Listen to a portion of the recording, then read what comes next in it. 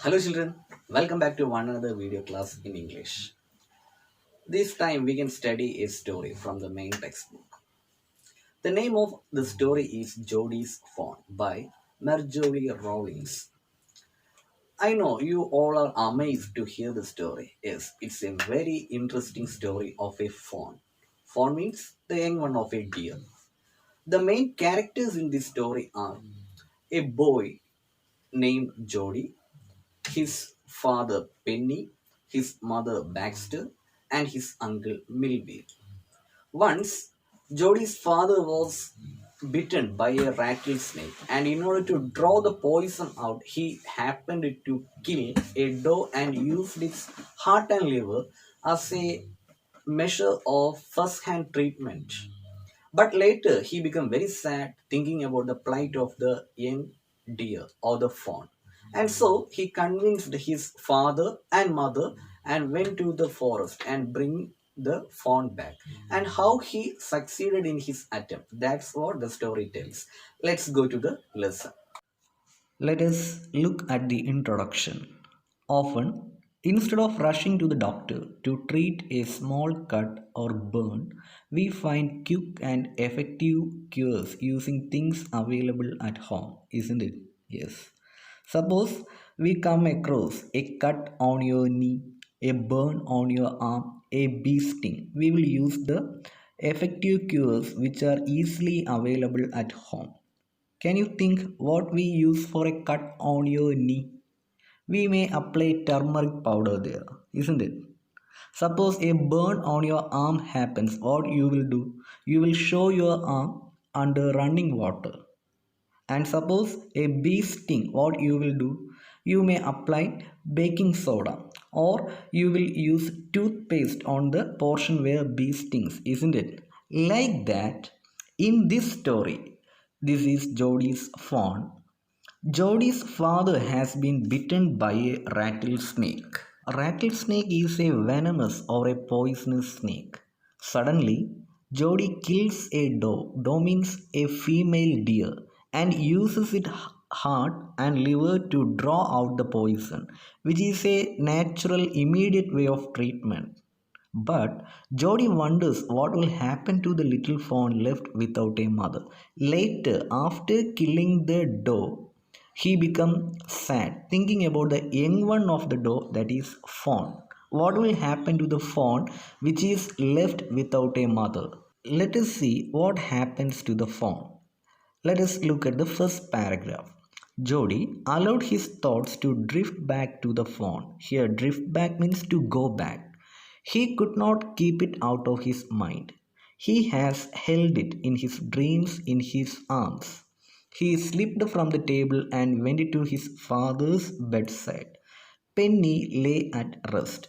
His eyes were open and clear, but the pupils were still dark and dilated. Dilated meaning enlarged. Jody said, "How are you feeling, Pa?" "Just fine, son.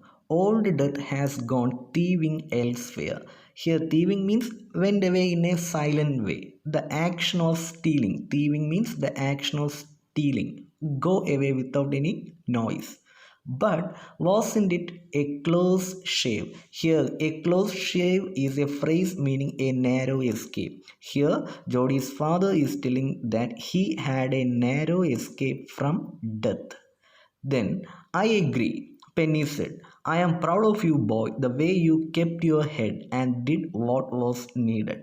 Here, kept your head means stay calm in a difficult situation. In that difficult situation, when your father was attacked by a rattlesnake and you have done the needed thing, you have killed the doe and uses its heart and liver as a primary source of treatment for your father. Here, Penny expressed how proud he was of Jody for how he did not lose his control and did what was necessary while staying calm.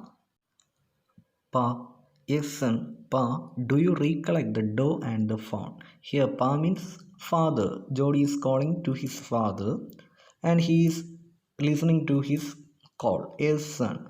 Then Jody is asking, "Do you recollect? Do you remember the doe and the fawn? Do you remember the female deer and its young one. Do you remember the fawn? Coming to the next paragraph, I can never forget them. The poor doe saved me, that's certain. Pa, the fawn may be out there yet. It might be hungry and very scared. I suppose so. Here, Jody is asking his father whether he remembered the fawn. Then he is telling that now, without its mother, without the doe, the fawn may be left there hungry and scared because the fawn is a very little one. And he is telling that he supposed so, he is thinking so. Then, Pa, I am a big boy now and don't need to drink milk. Why don't I go and see if I can find the fawn and bring it here and raise it? Now, Jody is raising a very good question and he is telling a very important suggestion. He is telling that he is a big boy now and he doesn't drink milk now. So, he is asking the permission whether he may go to the jungle, find the doe, and bring it home and take care of it. Penny lay quiet, staring at the ceiling. Boy, you have got me hemmed in. Here, hemmed in meaning caught in a situation, caught in a difficult situation. Here, Penny is telling that, my boy, Jody, you are taking me to a difficult situation. I can't tell you what you should do. From your point of view, your suggestion is also right. It won't take much to raise it, Pa.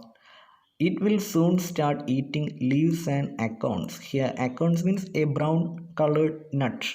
You are smarter than boys of your age. We took its mother and it wasn't to blame. Surely it seems ungrateful to leave it starve. Son, I can't say no to you. I never thought I would live to see another day. Now, Jody's father is telling that we can't be ungrateful.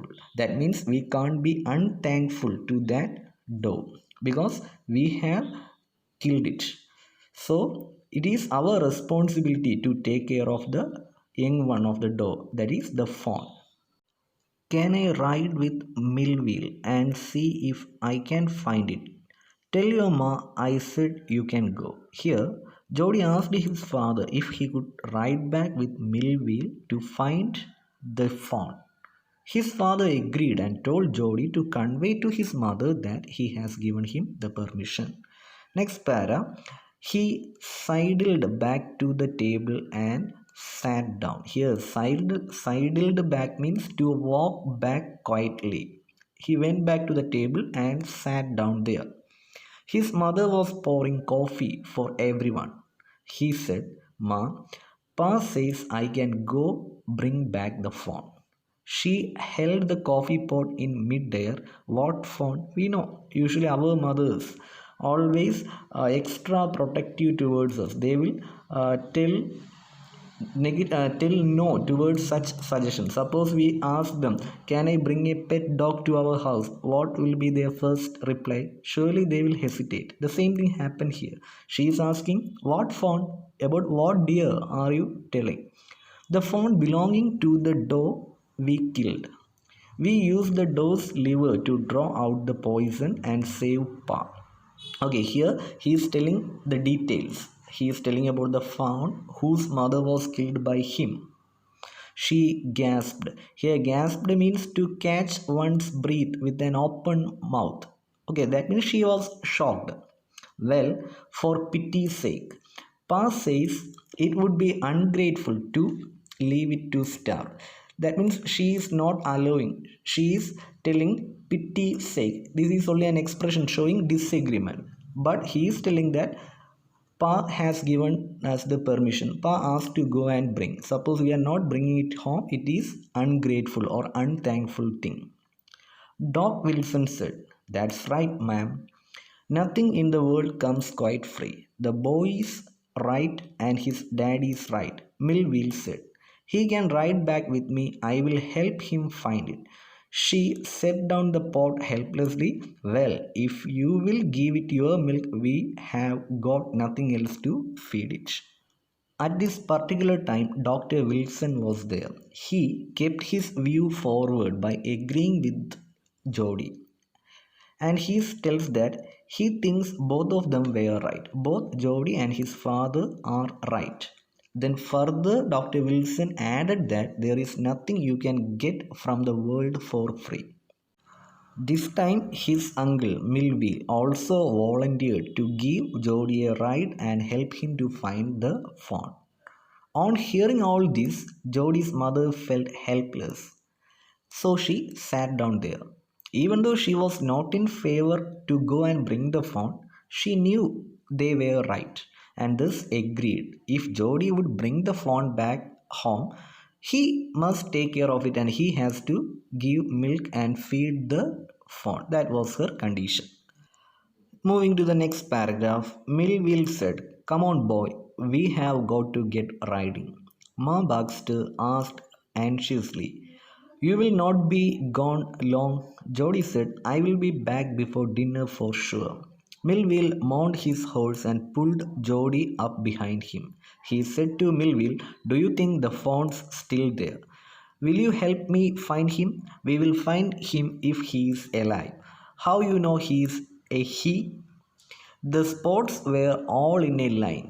On a dove font, Pass says the spots were every which we say. Here, one word is there, mounted. Mounted means to ride in a animal, especially in a horse, to get on a horse and ride. Here, both of them, Millville and Jody, they are starting their journey in order to find the fawn. However, he asked, here Millville asked Jody how he knew the fawn is a male one. Jody replied that he is sure because his spots were all in a line. The dots, the spots on the skin were all in a line. His father, Jody's father, had told him that a dove fawn or a female deer, dove fawn or a female deer always has spots in a different direction. So it is a he and not a she. Coming to the second part, Jody gave himself over to the thoughts of the fawn. They passed the abandoned clearing. We already studied that Millville, along with Jody, are going to the forest in order to find the fawn. And they have reached an abandoned clearing. Here, abandoned means leftover place, a deserted place having no humans. Clearing means an open area. They reached a lonely open area. He said, "Cut to the north, Millville. It was up here that Pa got bitten by the snake and killed the dove. I saw the fawn." Suddenly, Jody was unwilling to have Millville with him. That means Jody has spotted the place where his father was bitten by the rattlesnake and the fawn's mother, that means the female deer or doe, was killed. And here Jody was not willing to go longer along with Millville. He wanted to go alone. And in the remaining lines, the reason is being said. It is being telling like that if the fawn was dead or could not be found, he could have his disappointed unseen. And if the fawn was there, the meeting would be so lovely and so secret that he could not endure to share it. Here, endure, the word meaning endure means handle. Jody is thinking that suppose the fawn is not there, surely he will be disappointed. And he is not ready to show his sadness to Millville. And in the other hand, suppose he finds the fawn, he will be extremely happy. He doesn't want to share his happiness.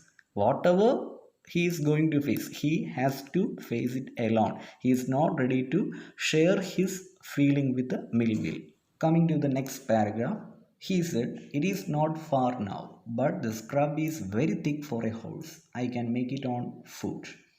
But I am afraid to leave you, boy. Suppose you got lost or bitten by the snake too. I will take care of. It might take me a long time to find the fawn if he has wandered. Leave me off right here. All right, but you take it easy now. You know north here and east.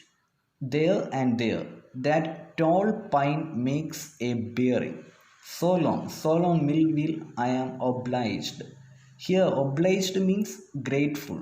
Here it is telling that Jody is telling that the whole place is covered with scrubs or thorns and bushes, so it is difficult for the horse to go through there. And he is telling that the remaining journey or the remaining search for the fawn will be done by himself, and asking Millville to stay there. And Millville also gave him permission, asking whether he knew the direction east and west and all that. And again, Jody is telling that I am very grateful or I am very thankful for you because you have given me permission. He waited for the sound of the hooves to end, then cut to the right. The scrub was still, only his own crackling of twigs sounded across the silence. He wondered for an instant if he had mistaken his direction. Here, Jody is going alone to find the fawn, and the whole place was silent. He could hear the sound of the hooves of the horse. Here, hooves means the foot of a horse. Here, the foot of a horse is hooves. HWVES. That sound also, the sound of the hooves of the horse also becomes silent. Now he could hear only the sound of his own feet placing on the twigs. And he is moving forward in order to find the fawn, and he got confused whether he has made a mistake in finding the right direction. So, children, we can stop today's class here. Today, we have studied that Jody moves forward in order to find the fawn. In the next class, we will study whether he could find the fawn and take it back to his home.